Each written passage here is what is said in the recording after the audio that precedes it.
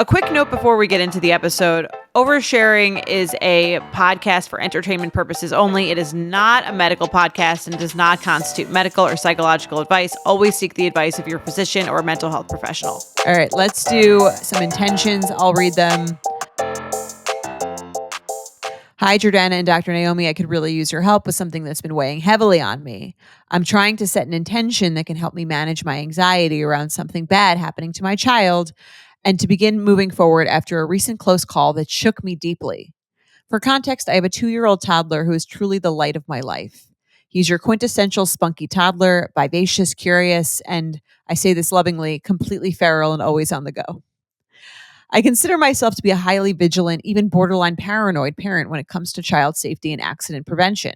I've taken multiple courses, followed best practices religiously, and our home is thoroughly child-proofed. I'm constantly alert and intentional about keeping him safe. That said, an incident the other day has really haunted me. It was the first warm summer-like day here, and I took him to a local pool. We were at the shallow, 1-foot baby pool, and I was within arm's reach while he splashed around. At one point, I started chatting with another parent and was momentarily distracted. In that brief window, he had wandered into a slightly deeper area of the baby pool and fell underwater. I looked up just in time to see him fully submerged and sinking. I immediately jumped in and pulled him out. He was probably only submerged for a few seconds, but it felt like an eternity. When I pulled him out, he coughed and was fine, totally unfazed, but the memory of those few seconds has been playing on repeat in my head. Since then, I have been overwhelmed with guilt and what-if thoughts. What if I hadn't seen him in time? How could I have let this happen? It spiraled into broader anxieties and fears about something terrible happening to him. I know this kind of thinking isn't helping either of us, but I can't seem to shake it. I've been catastrophizing and stuck in a mental loop of fear and shame. I want to learn from the experience, yes, be more vigilant than ever around water, but I also want to move forward. I don't want this fear to rob me of the joy of being present with my son or to cloud the trust I have in myself as his parent. Would you be willing to help me set an intention or guiding affirmation to ground me as I work through this? Thank you so much for reading this and for any support you can offer. Yeah, I'm really glad that she wrote in. I want to normalize all of this. Like, I think she's so vigilant. She's taking courses and she's doing all the right things, and stuff like this is going to happen. And I would love for her to focus on the fact that she was right there. She only looked away for a second and she got him out. Like, this would be different if she walked away to make herself a drink and came back 5 minutes later, and this could have been a very different story. So her vigilance did pay off. She saw him, she snatched him out. Nothing bad happened. Yes, is she going to be a little bit more vigilant around water, not take her eyes off of him? Sure. I've had this happen. I had a similar situation. We were swimming. She was in a puddle jumper. She got out of the pool. I took her to feed her, and I took her puddle jumper off while she was eating. And she didn't realize she didn't have her puddle jumper on anymore. So as soon as she was done eating, she jumped back in the water and started to sink. Right. And I wasn't immediately watching that she had walked back and jumped into the water. I had to jump in, snatch her out. And I get it. Like, if there is so much shame that can happen around these instances where you take your eyes off for a second, but you didn't take your eyes off for long enough for anything to happen. And I would like her to focus on that. Right. That she was there. She saw him. She looked back. It must have been 5 seconds that she didn't look at him. He went under. She saw him. She grabbed him out. She really didn't take her eyes off him for that long.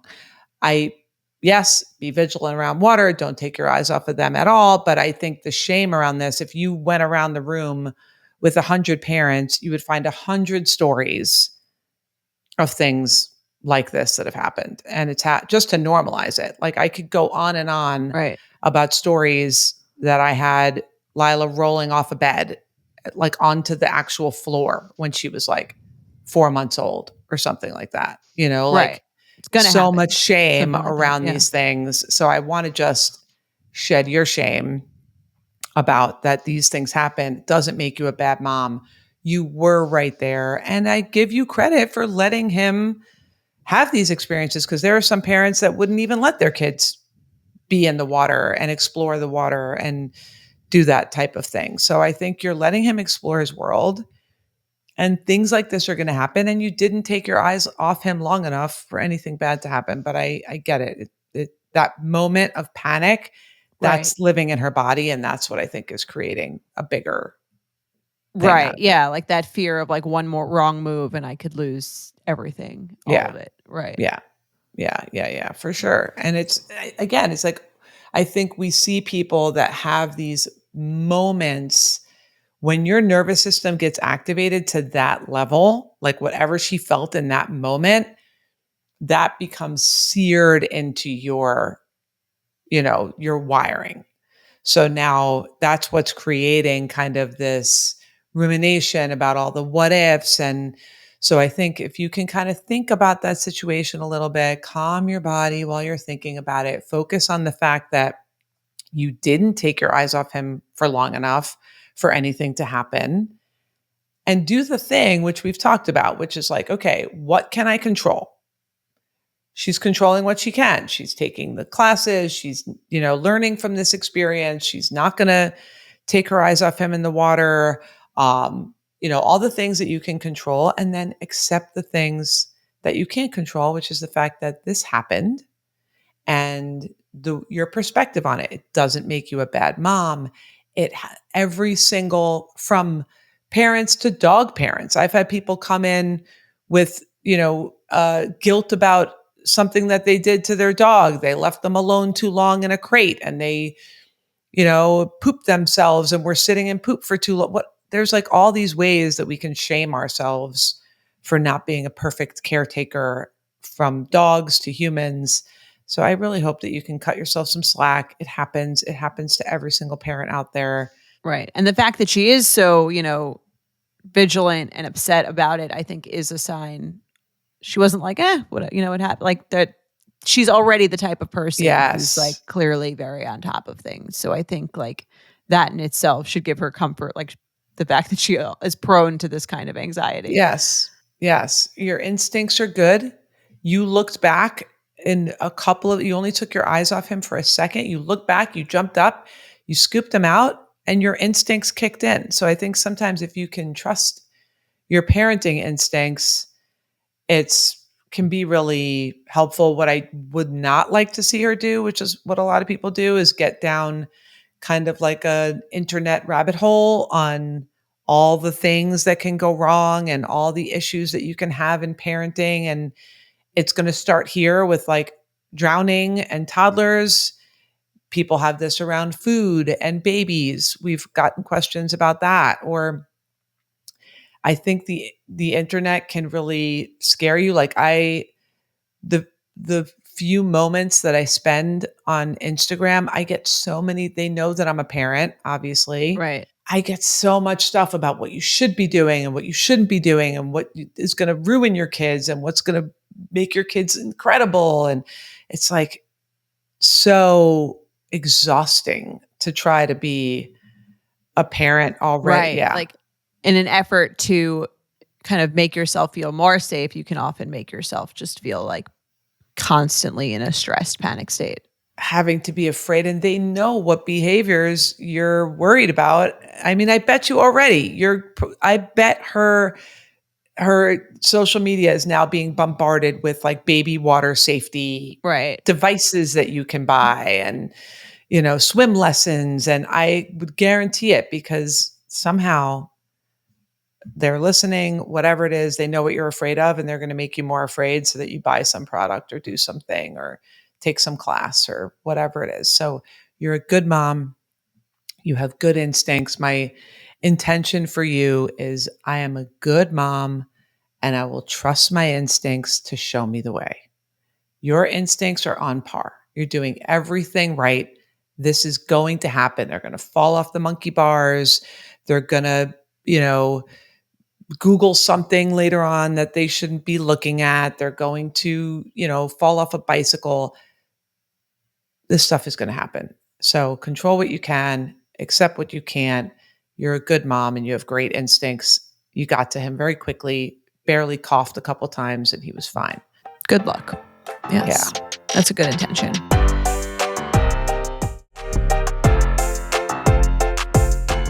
All right, let's do some triggers. Do you want to read our first one? Yes, I will read this. Hi, Dr. Naomi and Jordana. I'm writing in with a triggered scenario. My husband and I have been together for almost 10 years, married for 4 years, and are expecting our first baby this summer. Some other background info. My husband and I are both middle children. I have an older brother who's married with 3 kids. My husband's older sister is married for 1 year, no kids, but they have a dog.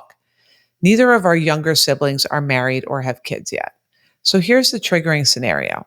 Last weekend at our baby shower, my mother and mother-in-law were greeting the guests, and my mother-in-law was saying how excited she was to be welcoming her first grandchild. My husband's older sister speaks up and says, "Well, not the first. How could you forget about insert dog's name?" She said this loudly, interrupting her mother, who's speaking in front of all of our family and friends. This is not the first time she's made comments about her dog being the first grandchild. It's bothered me at times, and my husband even more so, but most of the time we ignore it. At our most empathetic, we think she may be struggling with not having children yet or having difficulty getting pregnant, and this is her way of deflecting. At our worst, we just think she needs to be the center of attention at all times. Thankfully, I've been desensitized to her comments over the years, and this did not ruin my baby shower at all. However, more than one of my friends who were in attendance said something to me about my sister-in-law's comment. So how triggered should I be? Sincerely, fur babies aren't actual babies. P.S. I do love dogs. We both grew up with dogs in our houses and plan on getting a dog once we have older kids. Dog moms, don't come for me. Yeah, I don't think this is that triggering. If I were the listener, I would really just let this go. This doesn't seem like she's lucky to be having a baby. Again, she doesn't know what the sister's going through. The comment is, I think, probably meant to be funny. It's obviously she's probably very not having a kid and being a little older.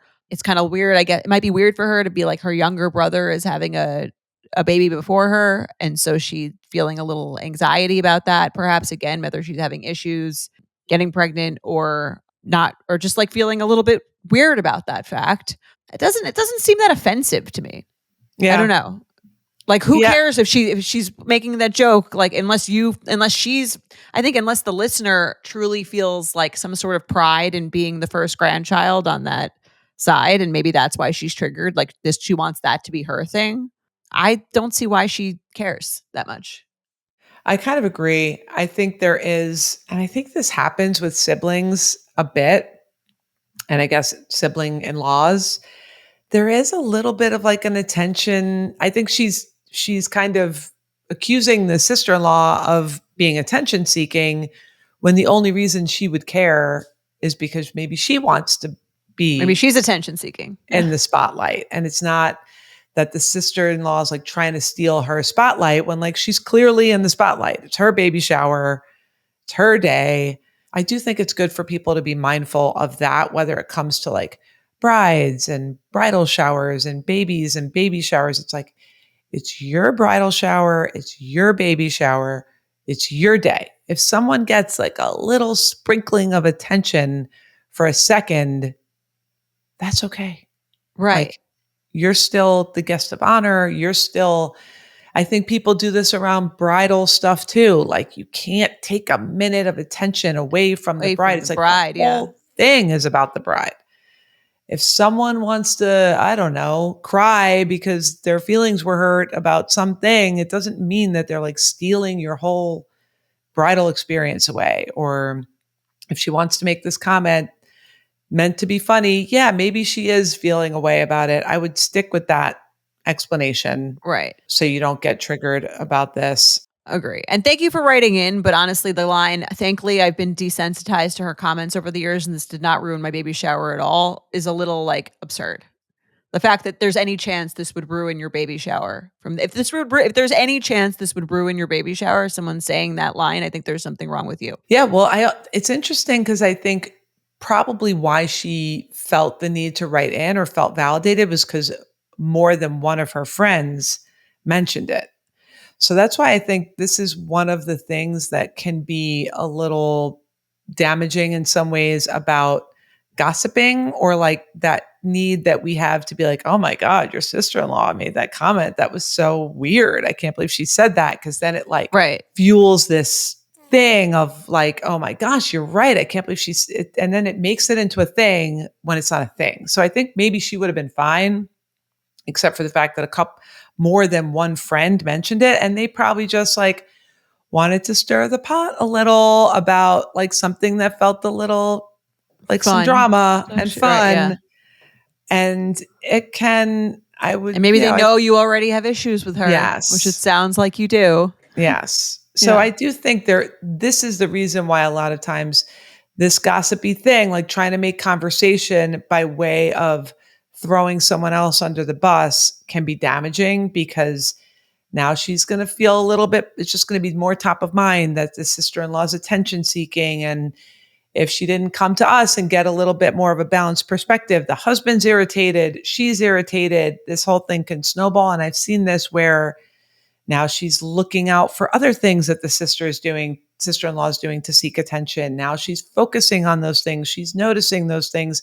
Before you know it, now there's like some big rift or conflict, or like this can grow. This can kind of grow out of control. So I would give her the moment, the pup son, grandson, give it to her. I wouldn't make a big thing of this. I think if you're secure in the attention that you're getting, yes, it wouldn't matter to you. I give this a 2. Yeah, same. I agree. All right. Let's do one more. We have a voicemail. Let's roll the tape, because I love a good voicemail. Hi, Oversharing Sisters. I love the pod and your advice on sometimes complicated situations that people write in with. I'd love your take on a recent triggered scenario. A close friend of mine is getting married soon, and she shared that she's planning a display at the reception of all the married guests' wedding photos.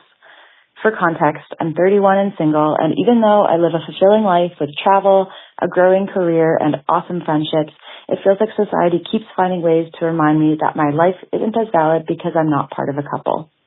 This wedding photo wall feels like another one of those messages. I feel like she's alienating the guests who are in attendance to celebrate her, that are single or divorced or even partnered but not married. So how triggered should I be?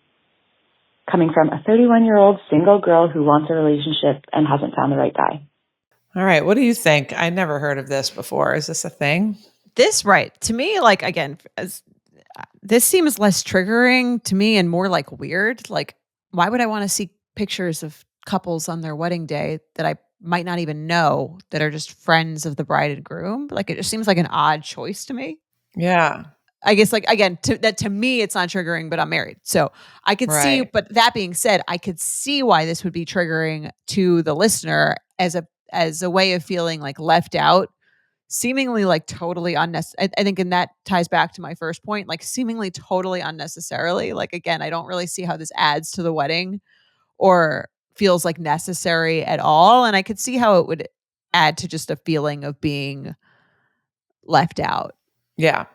Like if I went to if I went to a friend's baby shower and she was like, and I'm going to include pictures of all the babies of all of our friends. Yes. I think I would feel like this listener be like, why are you doing, like, I don't, right. Like, I wouldn't feel like offended, but I think I would feel a little like left out, like for seemingly no reason. No reason. Yeah. It just seems insensitive. Like, just tone deaf about how someone, or I'm sure she's not the only person, and if she was, it's kind of even worse, but like all of the people that are there that aren't able to participate in this activity. It's like, we're going to play a game, but only the married people are allowed to play. Right. We're taking a picture with only the married couples. Right. Right. Yeah, it does seem insensitive and unnecessary, and maybe she's just aloof and unaware. So I totally just don't see how it's additive to the wedding. Yeah, maybe I'm wondering, like, what is going on for this couple, this bride and groom, that they feel the need to do this. Maybe they're uncomfortable getting so much attention and they want to like acknowledge other people's, or maybe it started off with like, we're going to have our parents' wedding photos or our grandparents' wedding photos. And wouldn't it be cute if we had like all the wedding photos? I have no idea. Right.